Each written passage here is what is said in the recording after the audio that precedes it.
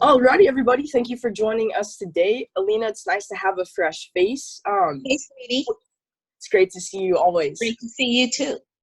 So from here, me and P are going to be the hosts for today. However, we are always open to dialogue, questions, input, anything like that. The more input, the better, as we can spread our knowledge to the world through various platforms.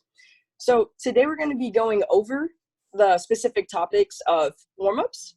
We're going to be breaking that down and attacking both sides of it, as me and P both have differing views. So without any further ado, let's go ahead and jump straight in. So one thing I want to tackle on today is just the topic of warming up. I preach it all the time to my clients. This is something that I preach that they don't often do, but that I find very important. So what is warming up? What does that even look like? As we know, with warming up, there's multiple ways to do it. Some people I know will go and walk on a treadmill for 5 minutes. Some people I know won't do it at all, or some will run through a full protocol. Typically, when it comes to warm-ups, people literally look at two options, and that's either the static option or the dynamic option. What types of stretches do I do before? What I would personally recommend is not starting off with static stretching. Why is that? Static stretching is typically when you hold a stretch for X amount of time, usually anywhere from about 30 to 60 seconds, really trying to loosen up that muscle. The reason why I say that we shouldn't start off with static stretching at the beginning is because what you're going to do is you're going to take that area and lengthen it out. Imagine it like taffy. You're just overstretching a rubber band.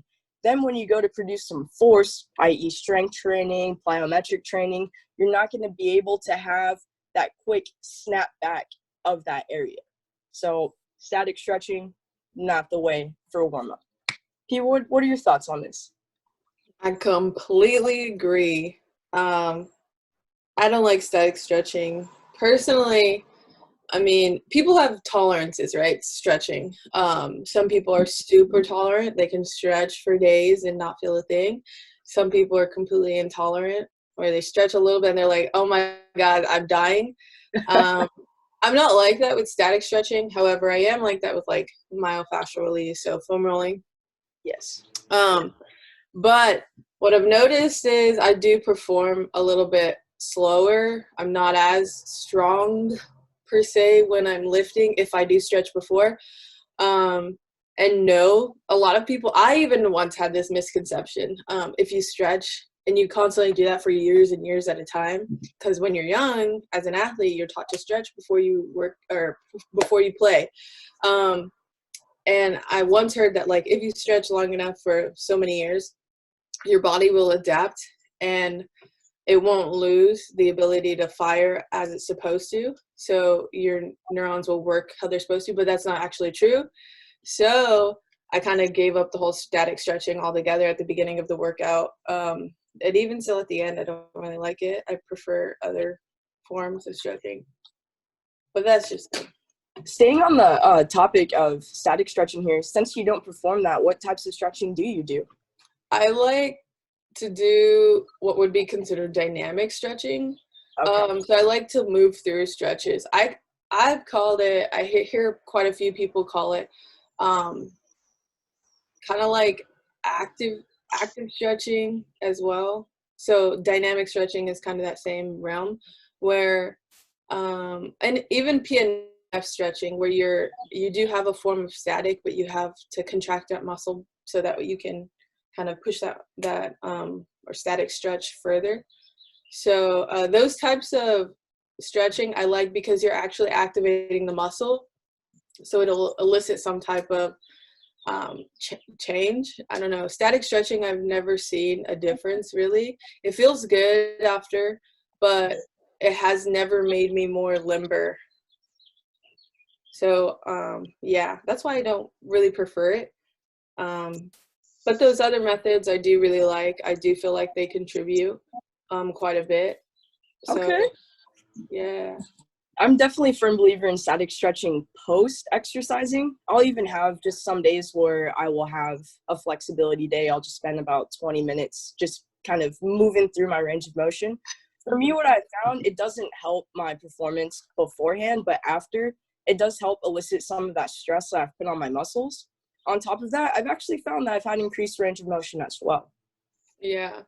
I mean, everybody's body is different. So like me, like I said, if I don't know, I have that kind of old school mentality. If it doesn't hurt, it's not working, which I know as a kinesiology major, um, that's not always the right stance or the right viewpoint to have. Right. But I do feel like there is some benefit in it. So like for me, static stretching doesn't technically like it doesn't elicit that pain response in me. I feel like because of that, my tolerance is really high, which is why I feel like I have to go through active range where I'm actually contracting the muscle, getting blood to that area, and then kind of pushing that muscle to its, I don't want to call it its maximum, but like lengthening that muscle as much as I possibly can. Yeah, yeah. I mean, I But definitely agree with you with dynamic stretching. I've been so eager to get to this topic because this is like my realm right here. You will always find me dynamic stretching before I go on a run, before I lift some weights, before I do anything that's involving any sort of strength training, even if it's just for a small period of time. So I'm really glad you brought this up. Let's go ahead and divulge into dynamic stretching a little bit, since this is what we both advocate for, at least yeah. prior to exercise. What do you do for dynamic stretching? What does that look like for you? How do you prime yourself? It honestly depends on whatever day it is and what I'm doing. Let's say it's leg day. And how I feel. And honestly, legs are probably the one day I do like the most stretching because they are such a big muscle group. So I probably go through about 2 to 3 exercises for every muscle group.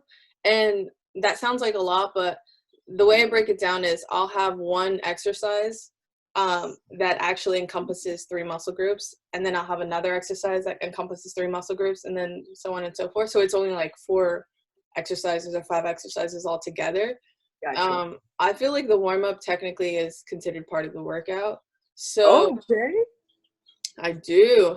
I'm one of those people who I'm not a firm believer in warm-up protocol. I do feel like it's beneficial, but I just feel like you can do some of the basic movements that you normally do in your workout, just tone it way down. So start off with your body weight, kind of add some resistance, whether it be a band or even throw yourself off balance. Yeah, but I'm not a firm believer in like protocol. I don't That's so like crazy. I'm just one of those people who just doesn't like I don't know. I just don't like rules. Basically. So I like got if you somebody there. says a protocol, you have to go through it because it's the rules, regulation, right? So I'm just not a fan of it. Like movement's supposed to be made easy for people. Why make it more challenging saying you have to have this, this, this, this, this? Let's just get the show on the road. Let me do my workout. Let me be done. Let me get out of the gym. I got other things to do. So yeah, That's I where feel like it we is start important though. Yeah. So like for legs, I probably go through, probably my go-tos are some type of glute bridge in the beginning, single leg, single leg deadlift of some like sort. stability. Okay. Yeah. Stability, stretching out my hamstring, keeping my core engaged, stuff like that. And then probably for my quads, I like to do reverse Nordics as a warm-up. Probably not the greatest. So maybe like I should do something a little bit more active, like a full squat. I usually use my squat, or do my squats at the beginning of my workout. So I'll probably do like 2 warm-up sets or easy sets. That's my warm-up for that movement, and all the other 3 or 4 that I do before. But yeah, I don't go like you have. I know there are people who just they dial. That's me. Yes. I'm definitely a rule follower. This helps me get into the right mindset. Days where I don't follow my protocol, I do not perform well at all. It's like complete opposite of you. I take the athletic approach and I follow the ramp protocol. So I was RA. gonna say your Yeah. our styles of training too are a little different. Like you are very much sport specific, so it's Yeah. understandable why you do it because as an athlete, you do kind of need that direction. But Yeah. for me, functionality. I just need to move. So I think from both of our viewpoints, it's completely accurate for our training type. Yeah, for our viewers down there, since you have P's protocol on what she does for her functional movements on the athletic side, I run through the RAMP protocol. RAMP is what it stands for. Each letter stands for something. First thing I do is I take anywhere from 2, 3, 4 minutes to just raise my heart rate. What this is going to do is increase blood flow to the body, start delivering adequate oxygen to my working tissues, get me nice and limber, most importantly, create that viscosity through my joints. The next portion is going to be activation/mobilization. This is where you run through stretches or movements that are going to be similar to movements that you're doing during your exercises. So, for example, let's say I'm doing squats that day and I'm running through some body weight squats and my knee keeps collapsing in. What I would want to do is try to identify the area that is the reasoning for that. Typically what I've found, it's my glutes. My glutes aren't firing properly, specifically my glute medius. So what I would want to do is activate that area by doing any sort of abduction movement and try to mobilize my hips as well. So I'm a little more limber. That way I can prevent that and be able to perform at my best. And the last portion is potentiation. This is basically more of that priming factor. So as a soccer goalkeeper in the past, before I'd start a game, before I'd start practice, we'd always work on reactive agility drills to help get my mind and my body right. What this does is it connects to your CNS system or your central nervous system, to your body, to your muscles, so everything is in tune, ready to go. And like Priscilla here, this is how I get into my right mindset to work out, to train, to play games, whatever it might be. And without it, I don't feel complete. Yeah. So I find it so interesting that you can get into the right mindset with, you know what I mean, doing your own style, cutting back a little bit. That's crazy. Yeah. Honestly, I mean, maybe I didn't dive into as much depth as you did with my practice, but Yeah. I mean, obviously, heart rate got to get up. Absolutely. Muscles got to be warm. These are the three things I look for. Hit me with it. And I mean, it's all about feeling. So you have to know your body, and you have to be aware of how you're feeling. If you need more or less of whatever it is you're doing. For me, it's I got to get my heart rate up, like you said. I think that's standard. You don't want to go from base level to now you're trying to fire at 100%. It's just not going to work. Yeah. But yeah, so it's like warming up an old car. It has to warm up before you start to drive it. Yep. So I definitely believe in warming up, the heart rate, getting that going.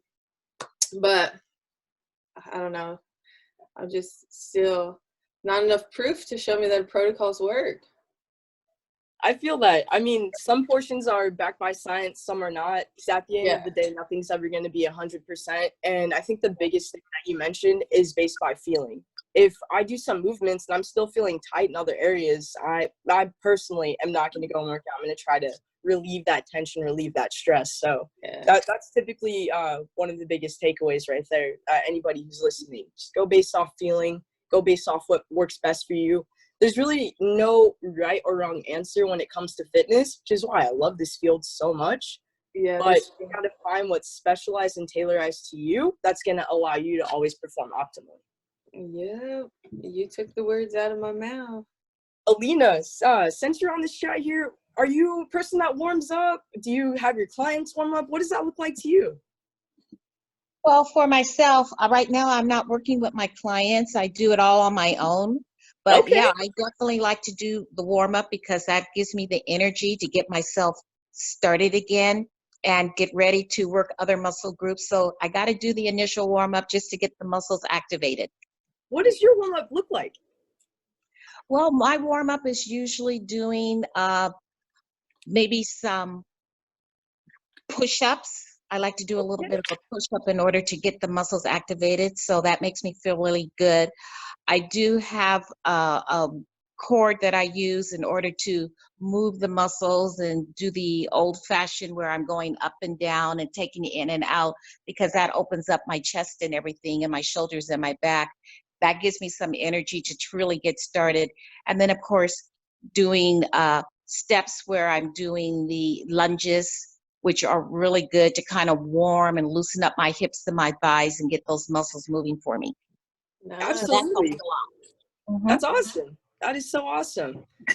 And so toward yours here, I mean, you have 3 trainers who all go about their warm-ups very differently. So again, go based off feeling, go based off what works for you. That is the key here. What works for you? Don't go crazy. Yes.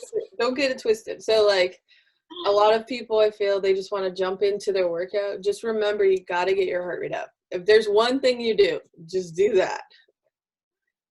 Starting to that blood flow, yes. Yeah, especially for those people who are not very accustomed to activity. So like Alina, super fit, dude, pumping out push-ups as soon as you can, like that's awesome. Even I need to warm up a little bit before I do push-ups. I need to like move around. Like, dang, I'll get Me down too. there. I take my band. I'm stretching. I'll pump out 10 and I'm everything. like, I should have got my heart rate up because my head is like thumping a little bit. But yeah, that's awesome. I think, yeah, that's cool. I think everybody has their own way, and I think if it can kind of be for some people like you, Lindsay, it sounds like you have to have it's almost like superstition where like as an athlete you have to do a particular way in a particular pattern for a particular time every time they perform, which is, I mean, I understand it. We were all athletes one day. We all had our own little things that we had to do. So totally get that aspect. Yeah, man, some things don't leave. Yeah, I think yeah. The one thing about warm-up protocol, though, I think many people have to understand is the amount of time. So how much time do you guys spend warming up? I think this is important for people. Typically for me, nothing over 10 minutes. On average, about 7 minutes. Even when I'm training with my clients as well, 7 minutes, and that's more than enough. Get them a little sweat dribbling on their foreheads, you know what I mean? I want to see them out of breath just a little bit, so it's perfect. Yeah. And that's one thing I love about I'm sorry? Oh, no, go ahead. I thought you were done. I was going to say, that's one thing I love about the ramp protocol, too. It's only a couple letters, 4 letters, very easy to remember. It's nothing too crazy. Follow along, you're all good, in my opinion. Yeah, super to the point. How about you, Alina? Is there a particular... Well, for myself, I'm only going maybe about 5 to 6 minutes for my warm-up. Sure. Because that's all I just kind of really need to just get the muscles, my attitude, my psychological feeling going for me to get ready to expand and start doing other muscle movements that I want to start working for my body. But yeah, that warm-up is very important to get started because that gives you that initial energy to get started and get your whole body, your mind, and your attitude ready to start working out. Yeah, I totally agree. I capped mine off at 5 minutes. I'm done. It's time to go. I find it crazy when I see people spending 20, 30 minutes foam rolling before they move. Yeah. Like, you're just compressing your tissues. You got to get a little more in there. Dive into the nitty-gritty of that. Yeah. I don't know. Foam rolling. That's a whole nother topic. We're not going to talk about that today. We'll jump on that next time. Yeah. But I kind of wanted to talk to you guys about how you felt about those people and how you feel personally about using, let's say, the treadmill, the elliptical, the bike as forms of warming up. So I know a ton of people do this. I hear this like 90% of the time. How do you warm up? Oh, I go up to the cardio machine. How do you guys feel about that when people tell you that? I personally feel I'm like, you're a fourth of the way there.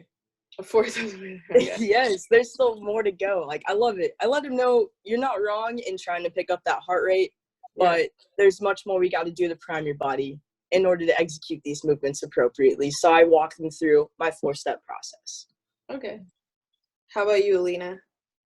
Well, as you were saying, of course, right now, since we can't use the equipment and a lot of people don't have it at home or they don't have access to it, the best way to just to kind of get yourself going is maybe doing a little jumping jacks, something like that, just to kind of get yourself activated, maybe just doing some nice little movements of stretching your muscles, your hips and your joints, just to start moving, just to kind of get your body going for yourself. For right now, since we can't use equipment at the moment, it's important that you do something in order to kind of get yourself going and get yourself moving a little bit, put some energy into your body, into your mind. I feel that.